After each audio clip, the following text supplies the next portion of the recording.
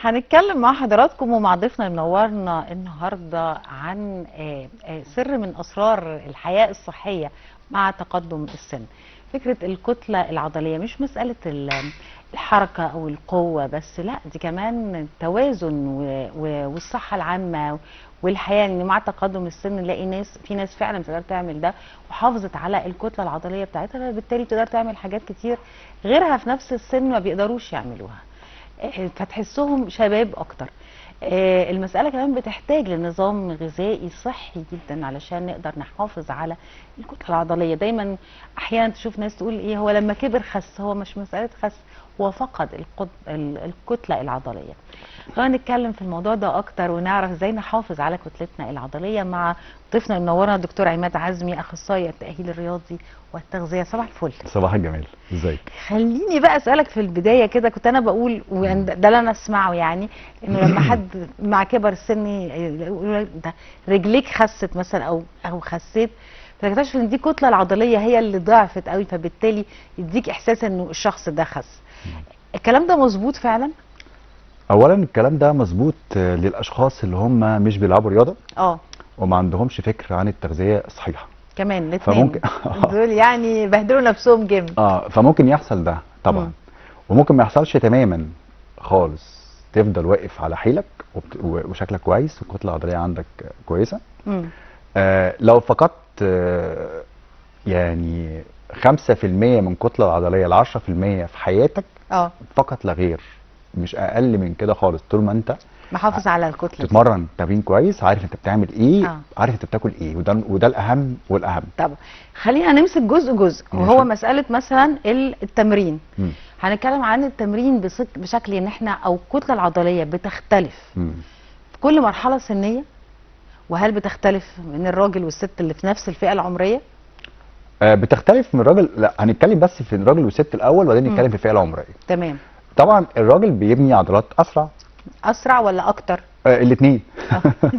بعدين في العنصريه دي تمام. الستات ممكن يبقى هم ده له علاقه بالهرمونات مثلا؟ طبعا التستوستيرون طبعا هرمون، هو الهرمون بيؤدي اللي انت بناء العضلات، وهي ما عندهاش ده. بس هي عندها برضو تقدر تشتغل على نفسها عشان تعمل ماسلز كويسه. تمام. ولكن من حكمه ربنا ان هو مخلي البنت تقدر تعمل ماسلز شكلها مش وحش. يعني لو كانت هي هتبقى معضله زيها زي الراجل اكيد تبقى شكلها مش لطيف. فهو ربنا عادل الموضوع كويس قوي. البنت بتفقد عضلات اسرع من الراجل لان هي اوريدي اصلا مش عامله عضلات كويس قوي زي الراجل. فهنا بقى احنا بنناشد ان هي ازاي تحافظ على عضلاتها وازاي ان هي تستمر في نظامها الغذائي المظبوط. عشان كده بنشوف انه الست بتعجز اسرع من الراجل، او لو اتنين كبار سن في نفس المستوى السني هتلاقي الراجل صالب طوله كده زي ما بيقولوا اكتر، بيقدر يمشي احسن من المرأة. لو هنا البني ادمين بتختلف. انت واحد برضو بتتمرن وهي لو بتتمرن الراجل هيعجز قبلها ب 20 سنه. فالتمرين التمرين مهم قوي، ان انا احافظ على ان انا مع الجسم، احافظ ان انا افضل قوي، ولازم بارقامي، لازم اكون انا عارف ان انا بقيت بعمل كده السنه دي، السنه الجايه بعمل كذا، اكتب لنفسي عشان خاطر اعرف ان انا هل بفقد قوه، هل بفقد شكل، هل بفقد كذا حاجه، عشان انا ابقى انا في الاخر محافظ على عضلاتي. ايوه لازم انا اكون بشكل كويس عارف انا بشتغل ازاي. فعامل لنفسي سكاجوال كده مظبوط، ان انا السنه دي وانا عندي 30 سنه لحد 50 سنه ايه اللي انا فقدته في ال 20 سنه دول طول ما انا بتمرن. انا بتكلم عن الناس الرياضيين، وهنرجع تاني الناس اللي مش رياضيين عشان نحفزهم عن الرياضه. صحيح. ونخليهم يتمرنوا. تمام. انا المفروض اكون عارف انا بعمل ايه وشكل تمرين ازاي. طب السنه دي اختلف على السنه اللي بعديها ازاي. ولازم انا اكون عندي، مش هعمل منتين، لازم انا اكون دايما عندي تارجت. مش هحافظ بس، لا انا عايز ازود، عايز اكون افضل، عايز اكون احسن احسن احسن. وما افكرش خالص ولا يجي في دماغي ان انا هفقد عضلات، ولا يجي في دماغي ان انا هعجز. ما افكرش تماما، لان ده هو ده الاهم طبعا. هو احنا ليه بنفقد عضلات عموما؟ ليه؟ ليه بنفقد عضلات لو احنا ما بنتمرنش؟ بطبيعه الحال ان انا راجل بشتغل وعندي اجهزه ربنا مديهاني ما حافظتش عليها، فبتعاقب. بتعاقب ان انا بتلاقي الراجل هو بياكل نفس اللي هو بياكله، اجهزته بتبوظ، فبالتالي بيحصل له اي مشاكل صحيه، فبالتالي العضل لو كويس القلب كويس. صحيح، ما هو عضله في النهايه بالظبط. فببتدي ان انا سنه ورا سنه ورا سنه، هل انا بزيد؟ فاوريدي الزياده بتفقد، يعني الاوفر ويت بيفقد عضلات اكتر بكتير من ان انا وزني كويس. لان الاوفر ويت ده معناه ان انا صحتي مش كويسه. صح، باكل اكل مش صحي. باكل اكل مش صحي. فمع مدار السنين جسمي ربنا خلقنا كلنا عندنا عضلات زي بعض. تمام. انا بحافظ عليها وبقويها وانا ما بقويهاش. فطالما انا مش بقويها واجهزتي مش بتشتغل شغل كويس، ولا بتديني اللي انا المفروض اخده كجهاز، واجهزه الجهاز المناعي عندي قل، فبيحصل ايه؟ الماسلز بتقل بطبيعه الحال. هي دي الدايره. أيوة. سيركل كده موجوده. طب العضلات دي هل لازم ان انا اتدرب جيم واحمال واثقال وحديد وكده، ولا فكره مثلا انه انا بمشي من حين لاخر، ممكن يعني مره مثلا مرتين في الاسبوع ده بالكتير سباحه، خلينا مره، يعني هنتكلم على المستوى الاقل شويه. اوكي. بس ما بعملش اي نوع من انواع الرياضه تاني. ممكن اكون بمشي مثلا. في سيدات تقول لك انا بمشي بس اهو كل يوم بمشي نص ساعه. هل ده يساعد في العضلات ولا مش هو ده المقصود بالعضلات؟ لا، ما هو احنا ما فيش حد بيزحف، فكلنا بنمشي عادي. فدي مش رياضه. لا بتمشي يعني، لا مشي اوكي، يعني مشي. اوكي. تلف التراك مثلا. اوكي. بعمل المشي رياضه يعني. المشي. رياضه المشي بتايم دي رياضه، بس رياضه ما تقويش عضلات، تحافظ بس. يعني لازم اعمل عضلات الاول. انا بمنتين بس. طب الناس اللي ما عندهاش فكره الجيم او ما عندهاش الوقت تعمل عضلات ازاي؟ اولا هو فكره الجيم فكره رجعيه. اوكي. جدا. تمام. مفيش حد دلوقتي بيروح الجيم عشان يعمل عضلات خالص. انت ممكن تعملي عضلات وانت في البيت. ازاي؟ فري ويت. بتلعبي حاجات فري ويت. وده افضل بكتير قوي. هي ازازه الميه الصغيره مثلا، ولا ميه اصلا، بتعملي جسمك زي البوش ابس، زي السكوات، زي اللانجز، زي الابس. هي دي الزتونه. اول عضلات بشكل مرعب. وبتحافظ على العضلات بشكل قوي، وبتقدر تعمل بروجرس لنفسك هايل. ايوه. الجيم بياخد وقت كتير قوي قوي. ليه؟ وقت في تكوين عضلات ولا وقت عموما في اليوم يعني؟ لا، وقت في اليوم. وانا اللي بيروح جيم ما بيعملش السيركل. انا بناشد الناس، بقول لهم يا جماعه ارجوكم اعملوا الانتنس، السيركل انتنس في الرياضه. ايوه. دي اهم بكتير وافيد بكتير وهتفيدنا كتير، وما خليناش نكبر خالص. وهنعمل ماسلز، عكس ما الكتابه والناس بتقول ان انا لازم اشيل ويت تقيله عشان اعمل ماسلز. ده كلام خرافي يا جماعه. خرافي. انا بالعكس، انا باذي جوينت، باذي مفاصل. بالظبط. باذي ظهر، باذي ركب جدا. ايوه صح. فالناس دي وللاسف يعني الكتابه بتفضل زي ما هي في المخ. لا، احنا ناس سافرنا بره وجينا عشان نقول للناس الحقيقه، الفاكتس. لازم انا راجل بعمل اكسرسايز فري ويت، هو اهم بكتير وافيد بكتير.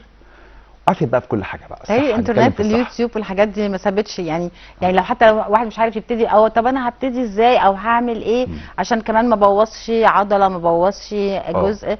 اشتغل كاليستانكس اكسرسايز، بيتمرن بوزنه واحده واحده. الناس الاوفر ويت بتتمرن بوزنها بس بالراحه. الناس اللي وزنها زي طولها كويسين بيتمرن بالفري ويت بنفسه.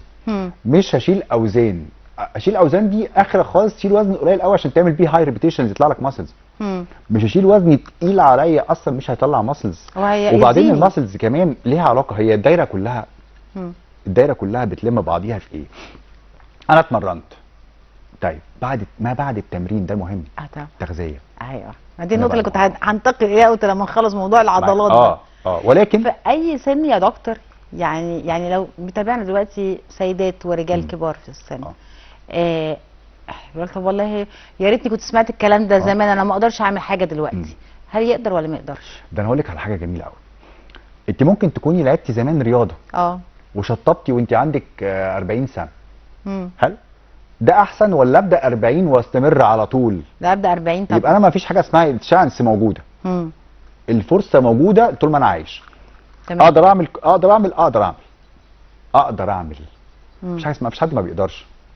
اللي ما بيقدرش ده يبعد بقى عن يعني احنا بنتكلم، احنا واقفين في تراك ستيد، فالناس بتتفرج من فوق. طب انت امتى هتنزل تلعب؟ ما هو ملوش سن، اكننا في ماتش ملوش سن.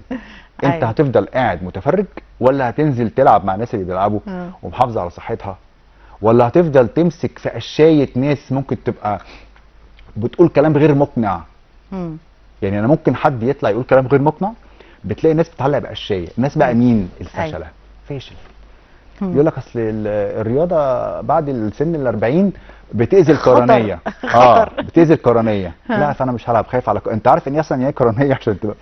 فامور كتير قوي لازم انا طالما جاي لي الفرصه وعندي الفرصه وعايش، سواء كنت انا عندي ضغط، عندي سكر، عندي ايه اتمرن. ايوه. وده المفروض يبقى روتين في الحياه، يومي لايف مثلا. ستايل طبعا. يومي. لايف ستايل. انت بتاكلي وتشربي تتمرني. اوكي. انا باكل واشرب فبتمرن. اللي ما بيتمرنش ده مش عارف اقول لك ايه، بس هو بعيد قوي. حضرتك مش عايش معانا في الدنيا. لا. وبعدين بيعاني هو نفسه على فكره، ما بيتمرنش، انه يجي ينزل الشارع خايف، سهل انه يقع. انا كنت بتكلم بقى على موضوع التوازن. وده اللي بنشوفه في كبار السن كتير، انه بيبقوا هم اكثر عرضه للوقوع. الله على الكلام اللي انت بتقوليه ده، الكلام ده مهم قوي قوي. لازم انا اكون عندي حاجه اسمها كوردينيشن، توافق عضلي عصبي. ان الناس الكبيره هو لازم اولا لو وقع مش هيعرف يقوم. ممكن يفضل واقع وما يقومش عشان هو حتى ما عندوش قدره ان هو يقوم. فلازم يتمرن ويقوي نفسه ان هو ما يقعش، يقوي رجليه كويس قوي ويقوي ركبه كويس قوي، ان هو يقدر يطلع سلم. الناس اللي بتمشي تروح شغلها ففي سلمه لازم هيطلعها. لو انا مش قادر هعمل ايه؟ هطلع برجل التانيه مش هتطلعني. ايوه. وبقى مش هيبقى عندي كوردينيشن ان انا حتى امسك نفسي. فالتمرين بيخلي المخ شغال جدا. بيخلي توافق العضله. واحد يقول لك مثلا ده وقع كويس، عرف يقع. هو ما وقع، هو بمعنى عنده كوردينيشن، عنده توافق عضلي ان هو يعرف يقع وما يتعورش، او يعرف يقع ويقوم. ايوه. مش كده في تمارين مخصوصه لموضوع المخ ده، اللي هو التوافق طبعا. اللي بيحصل ما بين التفكير وما بين العضلات ده طبعا. محتاج تمارين معينه بشكل في تضاد علشان بالزبط. يفضل ينشط. بالظبط. لان انا لازم اقول له مثلا حاجه بسيطه قوي، ايدك دي مع نزلها مع رجلك دي الشمال. ماشي. وبعدين بدل. ايوه. فهنا هو شغل مخه. هيعمل 5 عدات وهيبدل الناحيه الثانيه، فالمخ اشتغل. ده كوردينيشن. لما المخ بيشتغل بيحصل توافق عضلي عصبي. هو ده المهم للناس الكبيره. ايوه. بس لازم يتدربوا عليه من بدري، ولا تاني هرجع اقول من النهارده، من دلوقتي حالا ممكن نبتدي واحنا قاعدين على بنتفرج دلوقتي كده على التلفزيون؟ الرياضه مالهاش سن واحنا على الكنبه. الرياضه مالهاش سن خالص، ولا ليها سقف. الرياضه مالهاش سن ولا سقف. ايوه. انت ممكن تفتكري انت عملتي، وهو الرياضه طبعا تفتكري انت عملتي اقصى ما عندك وخلاص اكتفيتي. مفيش حاجه اسمها كده. انا لازم اطمع، لازم اروح، لازم اجي، لازم اوصل. وكل سنه عايز اكون احسن من التاني. والطمع في الرياضه مطلوب، مشروع. طبعا مشروع، طمع حلو. طبعا في الصحه اللي هي اهم حاجه في العالم. صحيح. كده احنا تقريبا خدنا كل شيء عن العضلات في من جهه الرياضه. تمام. هتوجه للاكل بقى. مهم. ازاي الاكل له علاقه بتكوين العضلات او بالحفاظ على العضلات؟ ماشي. انا عايز اتكلم النهارده في حته التغذيه دي. ماشي. عشان خاطر نوضح للساده المشاهدين والناس كلها اللي بتسمعنا يعني ايه كلمه تغذيه، ويعني ايه ان انا ما اخافش من الاكل واكل كل حاجه بمقدار. ولكن في عندنا حاجه مهمه قوي اسمها الكربوهيدرات. اللي الناس كلها بتخاف منها. ايوه. وهو المصدر الوحيد لبناء العضلات. لبناء العضلات مش الطاقه؟ مش البروتين. الكربوهيدرات.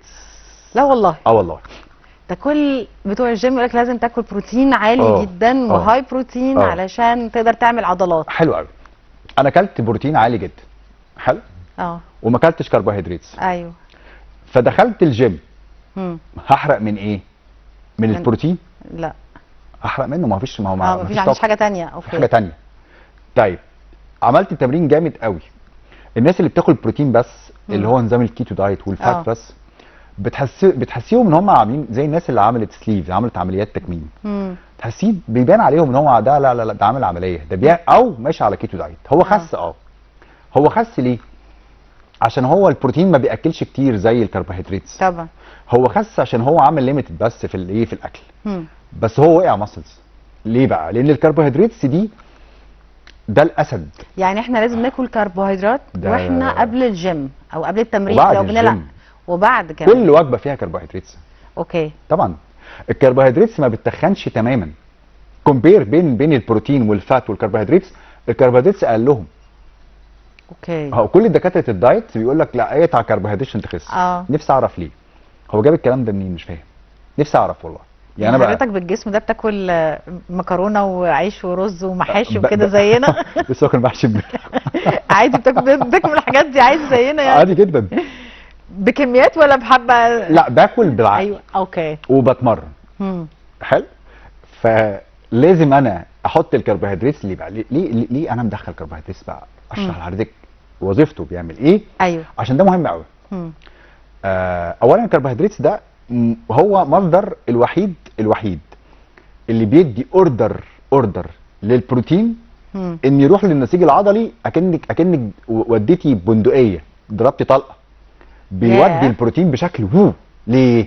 لان هو بينكريز انسولين، بيرفع الانسولين. فبيودي على طول البروتين للعضله بسرعه جدا. طيب عمليه الاستشفاء العضلي الريكفري بتحصل ليه؟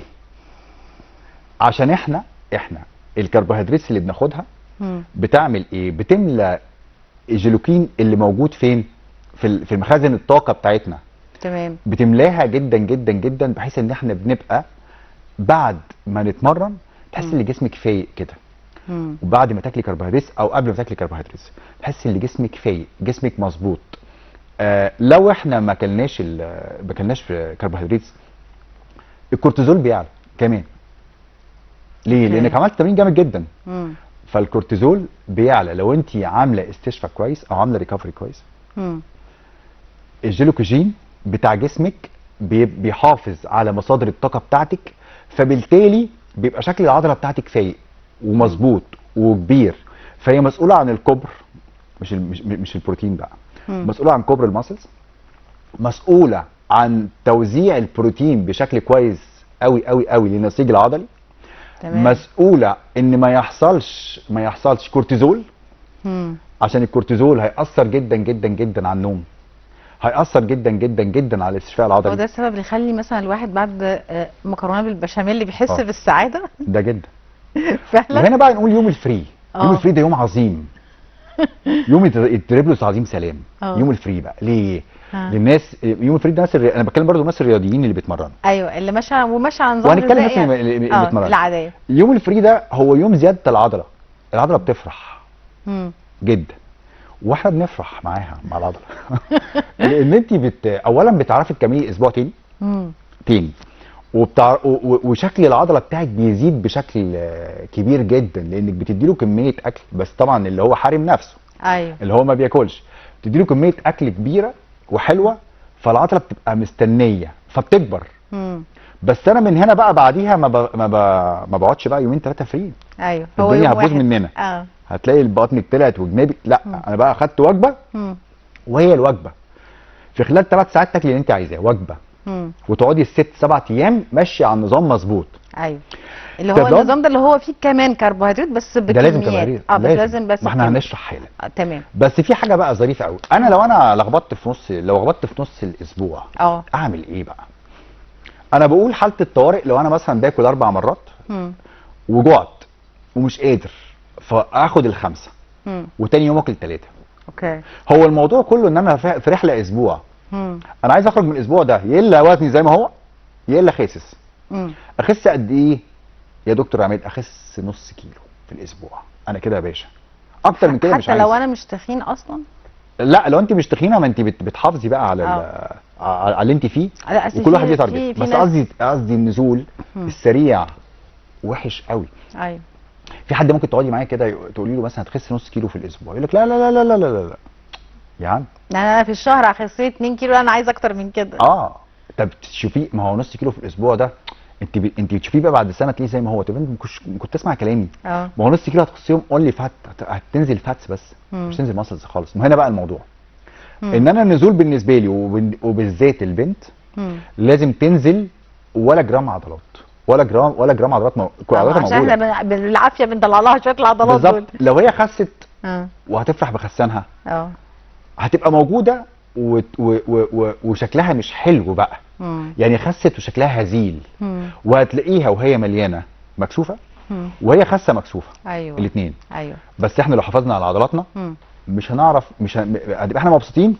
أيوة. والنص كيلو بالنسبه لنا ده حلو قوي. سريعا، ايه نوع الكربوهيدرات اللي هناكلها قبل التمرين وبعد التمرين؟ انا بالنسبه لي هو الكربوهيدرات 4 حاجات مفيدين جدا بالنسبه لي انا. طيب اولا الرز مهم قوي، البطاطس دول ماشي. الحاجه الثانيه لو هنقدر ناكل بالليل ناكل، لو هنقدر ناكل عيش عيش البلدي بتاعنا على فكره عيش محترم قوي جدا، بس نجيبه من مصدر يكون زي زمان. العيش يعني هو معمول بالرده بجد، مش كنت زمان كنا بناكل عيش بلدي بجد، العيش بلدي. يعني عند والدتي ربنا يديها الصحه كنا ناكل الفول بالعيش وبتاع، ودي وجبه محترمه جدا جدا جدا. ده الكربوهيدرات اللي احنا المفروض ناكلها، وانا قلت وشرحتهم لحضرتك بالترتيب. والعيش يخش معاهم جدا لو هو كويس. النسب مختلفه على حسب انت عايزه تعملي ايه. في حد عايز يخس قوي فياخد نسب قليله قوي، وحد عايز يمنتين او يخس حاجه صغيره فياخد نسبه. المهم بالنسبه لي ان انا احط في نظام الدايت بتاعي حاجه تكون بتشبعني، او حاجه تكون بسطاني. كل واحد غير التاني، يعني عماد غير محمد غير سيد غير اختلاف. لازم انا احط الدايت بتاعي اكون نتكلم. لو كان معايا دكتور او انا لوحدي اقول انا بحب مثلا التمر مثلا، يعني التمر بيخليني سيستفاي كده، وانا اصلا بحب السكريات فحط تمر معايا ماشي. في حد تاني ما يحبش التمر فما يحطوش، فاذا كل واحد هو جسمه واحتياجات جسمه. هو ده الكلام. ايوه. طيب ده اللي بيتمرنوا. في حاله بقى الشخص اللي ما بيتمرنش هنأكله ايه يعني يساعده ويزق معاه في العضلات شويه؟ حد ما بيتمرنش لازم هو يكون يعمل هقول لك نظام غذائي بسيط كده يحطه في حياته. واحنا بنناشد كل الناس ان اكل ربنا كله كويس وجميل، ما فيش حاجه وحشه وما فيش حاجه بتضر. لو في حاجه بتضر هتضرك انت عشان عندك مشكله. تمام. وكل واحد غير التاني. صح. يعني لو في حاجه هتضرك عشان انت عندك مشكله. ماشي. فاحنا مش مشكلتنا الناس بنقول لكله، واللي عنده مشاكل ممكن ده يغيرها مع الدكتور بتاعه. لان انا راجل بتكلم في التغذيه، مش بتكلم في سكر ولا في قولون ولا. طيب لو انا قلت الصبح هفطر نص رغيف بلدي مع بيضايه مسلوقه ماشي، مع 3 معالق او 4 معالق فول ماشي، دي وجبه جميله جدا. اول وجبه. تاني وجبه لو بعد هنا بقى الموضوع انا عايز اخس. ايوه 4-5 ساعات لو عايز اخس. ساعتين دي ما اعرفش مين اللي طبخها بصراحه. ساعتين دي مش ممكن. حد كان يعني عايز ياكل. ده حد كان عايز ياكل وحد جوع. الساعتين دي انا باكل كل ساعتين، ده انا يعني لو انا اكلت كل ساعتين اكل كام مره؟ عايز افهم بس. نفسي افهم اللي قال لك كل ساعتين كل ده. في ناس بتبقى وجهه نظرها انه بيشغل جهاز الحرق فبيفضل يحرق طول اليوم، طول ما هو بيعمل بيديله في اكل فهو شغال. هو اصلا الميتابوليك ريت ما بيشتغلش بالشكل ده تماما. ده اللي قال كده ربنا يسامحه. ليه بقى؟ خلى اصل المشكله حضرتك في حاجه، اللي بياخد على الاكل هنا المخ بيشتغل. حلو. انا بصحى بالليل. لو انا صحيت بالليل مش هعرف انام لما اكل. ايوه في ناس كده. فدول بقى اعمل لهم ايه؟ اخلي الوجبه الاخيره بتاعتهم هي الوجبه الكبيره عشان ياكل وينام. ايوه. هتقولي لي طب ما ياكل وينام ممكن يتخن. الله. طب ما هو يا جماعه كالوريز، هو ليه 1300 كالوريز؟ كلهم بقى الصبح كلهم بالليل، وزعهم زي ما وزعهم، هم دي اللي هيخس. تمام. طب الوجبه الاولانيه، الوجبه الثانيه ممكن ياخد الوجبه اللي بعديها على طول، ممكن ياخد بطاطايه 4-5 ساعات. 4-5 ساعات ده لازم. ساعتين مش مستحيل. هياخد بطاطايه ماشي مع تفاحيه مثلا. تمام. ماشي. الوجبه اللي بعديها هيبقى وجبه الغداء ماشي. بعدها بقد ايه بقى؟ هو 4-5 ساعات. 4-5 ساعات طبعا. ما لازم اصحى بدري بقى او انا او اسهر. ما لازم اعملها كده. ماشي. هقول لك الوجبه اللي بعديها هيبقى وجبه الغداء. الخضار اللي موجود في البيت وات ايفر ايه هتاخد منه 3-4 معالق، الرز 3-4 معالق. حلو. السلطه كل زي ما انت عايز. سلطه لو كالوري قوي ومفيده قوي. خيار طماطم جزر افيد حاجات ربنا خلقهم في الارض، كلها فيتامينز، كلها معادن. حلو. في ناس ما بتاكلش السلطه او يا ما بتحبهاش يا اما عندها مشاكل. مشاكل بقى عند الدكتور، مش احنا هنا. مش احنا، لا. ما بتحبهاش غلط جدا، بس يعني حاول تحب السلطه عشان هي مفيده قوي ومش مضره تماما. وبعدين في بقى احنا لازم نفكر كده، لما باكل خيارايه او جزرايه هي اصلا انا ببلعها ولا باكلها لحد ما تبقى خلاص كده وتنزل معدتي، وبعدين حاجه بتشبعني لازم احبها. يعني حاجه بتشبعني وليه كالوري اكل منها زي ما انا عايز انليميتد. ما قلتلكيش كلي رز، في حد يقول لك كل لحد ما تشبع. الله، حد ما اشبع ايه؟ انا ممكن اصلا ما اقومش. واحد اصلا كريفنج اصلا الكربوهيدرات، فياكل رز هيفضل. طب اغرفيه تاني، طب يخس ازاي؟ ايوه. اي حد يقول لك انليميتد او كل زي ما انت عايز، ما حطش كده، ده بقال. اوكي. طيب الوجبه اللي بعديها هنا بقى لو هو عايز يبقى هو عنده اوفر ويت فياكل 3 بس، ما ياكلش 4. الوجبه اللي بعديها هياكل بليله 4-5 معالق، ربع كوبايه لبن كامل الدسم ما فيش اي مشاكل منه، ويحط معلقه عسل ابيض. دي وجبه عظيمه قوي. لو هو مش عايز يخس قوي او يخس حاجه صغيره قوي او جعتين، ممكن يحط وجبه اخيره. ممكن يحط عيش بني مع زبده فول سوداني بينات باتر مع 3 تمرات. الوجبه دي انا عن نفسي كعماد انا معتمدها. وجبه عظيمه قوي، هتاكليها تحس انت مش عايزه يوم فري. هي اصلا فري ولو كالوري قوي. يعني كلها على بعضيها مش هتعدي 200 كالوريز. ماشي. فكره الحسابات اللي بالكالوريز دي تساعد ولا ما تساعدش؟ يعني في ناس تقول لك انا بحسب كل حاجه بالكالوريز، فانا ليا مثلا 1300 كالوريز في اليوم او 1400 كالوريز، فانا ممكن اكل حاجه فيها 500 600 كالوريز بس انا هبقى مخلي بالي في الحبه اللي فاضلين لي بقيه اليوم. ده صح ولا غلط؟ صح جدا، ولازم اعرف انا بحرق حاجه سيئه. يعني مثلا كحك عادي.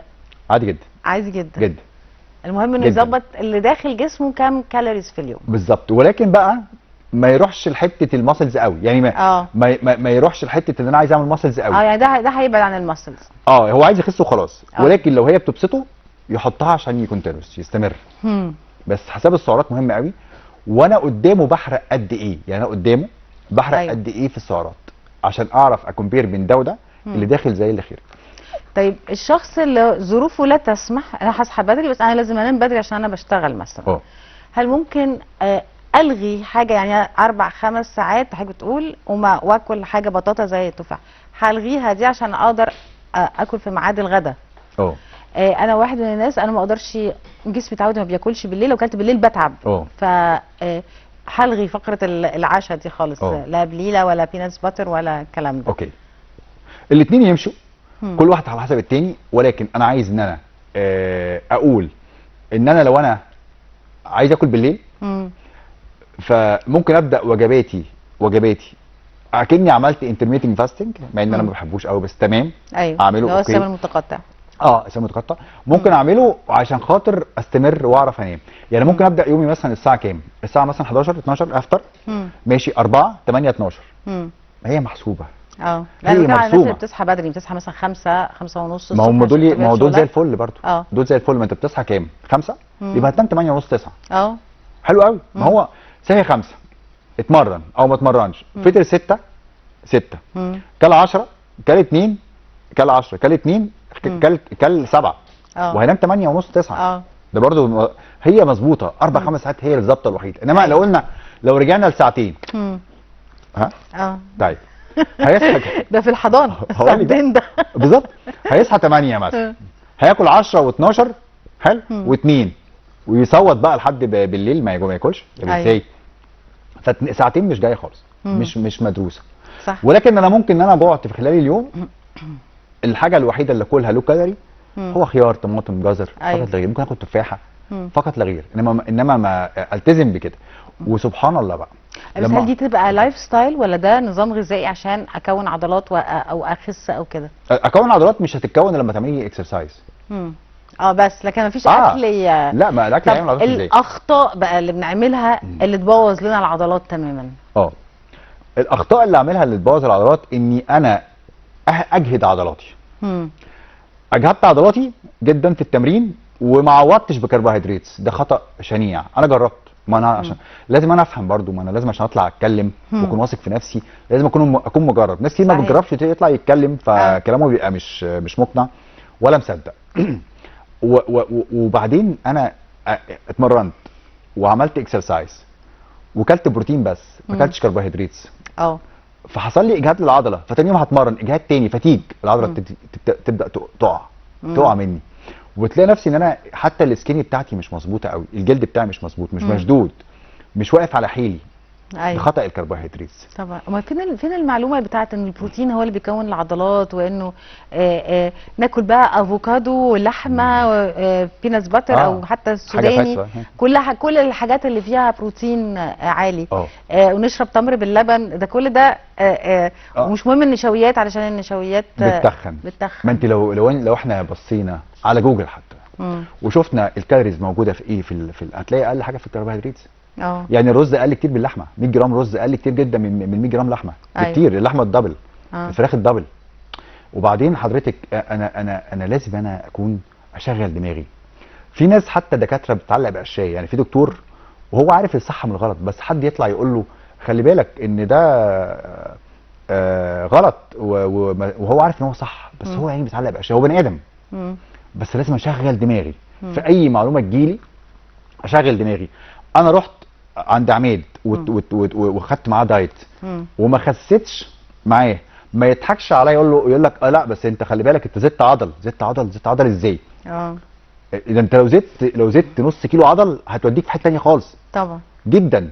لو زدت 200 يعني 200 جرام عضل حته، انما انت زايد كيلو عضل، ده كلام برده مش مقنع.